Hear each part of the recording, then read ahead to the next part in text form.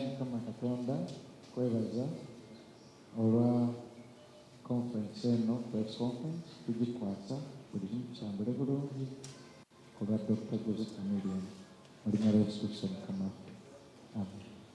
Amen. Olwaleero tunywa omukisa kugenda okulaba ku Dr. Chameleone muganda wange okumuzaamu amaanyi n'okumuguma. Ndowooza ngambye ebintu nga bibiri. Ekisooka ekimuluma ye muntu eyayiyiza akasente ke ak'ekinaku n'afuna katiketi ke. Yagenda nti yalaba bwe yalaba abaali bayingidde ng'alabika oli asondedde ebbanga alabe ku Chameleone we. N'agamba agumya abantu abo nti agenda bayimbira tiketi mu gikumbe. Ekyokulala nze ngenda kubasomera kyandikibwa kyensomedde Chameleone. Abakkiririza mu Katonda amiina. Abataziemu mukkiririza mwani. Abakkiririza mu Katonda amiina. Yakobo 1:2. Count it all joy, my brothers, when you meet tests and trials. For you know that the testing of your faith produces steadfastness. Nti musanyukenga nnyo emufuna ebigezo, kuba mu bigezo ebyo ate mwe muva ebirungi. Abantu bamubanguwa nnyo buli kimu okukiwa Sitaani, naye olumu Katonda atugezesa. Era mbadde nnyumiza muganda ng'oyo ngamba ne Dr. Chameleone. Ndowooza Chameleone simanyi oba munakkiriziganya nange nambalunya mwaniketi. Nze ndowooza nti Chameleone gwe tugenda okulaba emyaka 3 emirala yazaalibwa nga 10. I think he's reviewed. I think this test of ekigezo kyayiseemu ffenna abali wano twali tuuse mu bigezo. Ebigezo bw'obiyitamu you either become bitter or better. I think we are going to have a better Chameleone. I think mbadde nnyumiza dadi mu mmotoka naye nti mulaba radio.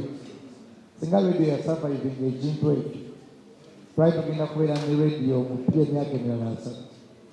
Kati nze ndowooza nti kino ekigezo Chameleone kyayiseemu kati ate ye Chameleone omupya. Uganda, Africa, East Africa, all over the world tugenda kulaba the next 30 years. Naye nga zonna zizaalibwa nga 10. Just nsaba ffenna abasabi tusabira Chameleone. I believe 24th will even be bigger. Kuba Chameleone angambye nti mu bonna abaasalwa ate ye yasembayo ku baakola loads. Angambye nti Fenoni emizindaalo bigi sente ze. Actually again asooka okulumwa yoyo omuntu ng'atunda kasooli oba avuga boda asonda akasente alabe ku Chameleone naga ye yasinga okusala n'azaako Fenoni n'azaako bigi naga ye yasemba naye kuba ye ayimba buki bwe. However ekigambo Chameleone kyangambye kyempulira nga kikulu nnyo ekimaze okusaba. Agambye pastor nzikiriza 24 is now more popular than even 10. So tukkiriza Katonda era ne Chameleone basika bwe bafuna embeera bweti kigumya oyo omuntu aliyo mu kayumba ke agamba ye ng'ensenyize ennyo ogume ogambe nti neeno olaba tusobola okuyitawo awo naawe ojja kuyitawo. So Chameleone, Bigi, Fenoni ne ttiimu yonna nzikiriza nti Chameleone gwe tugenda okufuna emyaka 3 egiddako Katonda yamutegese nga 10. Because bagamba what doesn't kill you makes you strong. So nsaba 24 tujje tulage Chameleone okwagala. Ndowooza conference ng'eggwa n'abakulembera mu ssaala ne tukiziganya wamu dadadde bubitu kama abawo. Bya full figure eyagambye nti ate twebaze Katonda kubanga stage bakugwa nga Dr. Chameleone ali ku stage negwira abantu. That would be worse. So Katonda yeebazibwe nti at least embuyaga yajja before ne watabeera waliwo yafa tewali yafa ndowooza abalina engalo tumukubireko Katonda mu ngalo oba oli awo kyandibadde kibi nnyo nnyini ddala era nziramu ebigambo bya bigi nti ate mu kibi mubaamu ekirungi bw'oba mukkiriza leero tulabye Keti tulabye Bajjo tulabye Balunywa tulabye my brother President Abitex. So nsaba Katonda ekisookera ddala Abaganda bagamba nti okubonaabona si kufa nti Chameleone gyali mulamu mbadde naye buli muntu ayogera agamba nti mbadde naye abantu balamu so tuleme okweyisa ng'eyafa kubanga singa yafa that would be worse. Era nziramu ebigambo byange nti olumu ate mu kigezo when you are tested ekigambo testimony kiva mu test you are tested then if you overcome you testify. Kakati nze ndowooza nti ate Chameleone wa 30 years Katonda yamuzadde nga 10 the next 30 years bye nagambye nti oba oli awo singa Moze Radio yasimatuka ekizibu ekyo ate yandibadde brand new. So I believe Chameleone was reborn, rebirthed, brand new Dr. Jose Chameleone. Tujja mulaba nga akaddiye kyemugambye nti ng'okootakoota ng'oyimbira ne mu katebe. Ekirala njala kuddamu ebigambo bya Dr. Chameleone. Agayi pastor ngenda kuba abantu endongo nga 24. As a musician, you understand his feeling. Katusabe. Ayi Katonda omuyinza buli kintu. Can we make a chain? Let's make a chain. Make a chain. Let's make a chain. Let's hold hands. We can hold hands.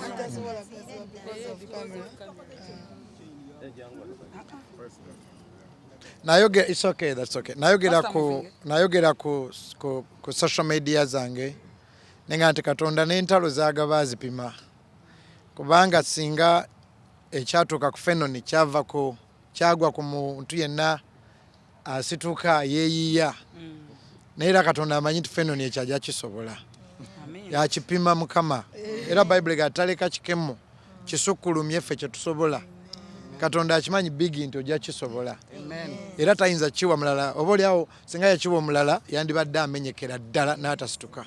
Katonda yamanya Dr. Chameleone nti ojja kisobola singa yakiwadde omuyimbi omuto asituka atambula atengerera that will be the last day. So this I believe God gives his strongest battles, his toughest battles to his strongest soldiers. So let's pray. Ayi Katonda omuyinza buli kintu olwaleero bigi Dr. Chameleone tiimu ye bandiyise basamize wano ne beejaga ne bakola biri naye tebaayise basamize bagambye tujje tusabe Katonda wa Bayibuli era nga Mukama nzijukiza ebigambo Kamili byaŋŋambye nti bwe yali omuto yajja erugogo wano Dr. Osmond yava mu America nga 1986 ne babasabira ye ne maama we n'ayogera nti jjajja we yakubanga endongo taata we yakubanga endongo mu bandi ye n'omukoma ku mukono n'acommercializing endongo eyo. Ayi Mukama tukusaba Sitaani yenna n'emizimu gye tusabye takomawo era Mukama bakwesiga Bayibuli egamba balinga ng'olusozi Sayuni era Bayibuli egamba mu Isaaya 5:17 nti eri abaana bange teri kyakulwanyisa ekiweesebbwa gye bali ekinaalaba omukisa. Era Mukama nga nkujjukiza ebigambo Chameleone byaŋŋambye ku makya nti ndabika ng'omulala omuyaaye but I'm a believer. Yagaye sisamiranko sigenda nko wa Sitaani yenna. Ayi Katonda nkusaba Chameleone nga bwakwesize nga bigi bwakwesize nga Fenoni bwakwesize ne bataleeta baloogo basamize kwekyangira wano kubanga essala obutaddibwamu tekifuula bu Katonda obunafu nti bw'amaanyi. They still remain small and weak gods. Era tukwebaza nti Chameleone ne banne Chameleone yasabye Dagi aŋŋambye nti mugende mu kisaawe wennyini bwe mba musabira. Era tukusaba Mukama nga 24 n'Embalala ne Luweero ne Masaka buli gye banaagenda obawerekere. Mukama tusabye abantu abandize babeere ddabo. Tusabye ekibuga ekyo kw'olwo gw'abeera akumba. gwabawanirira ebire n'enjuba. Ayi Katonda teri akusinga maanyi, teriyo muntu w'amaanyi oba Katonda w'amaanyi okusinga gwe eyatuwa omwana we Yesu Kristo. Ayi Mukama, tusazaamu buli kabi, tusazaamu buli ddogo, tusazaamu buli sitaani, tubimaliramu amaanyi. And we cover Dr. Chameleone, Biggie, Fenon, the Leon Island in the blood of Jesus.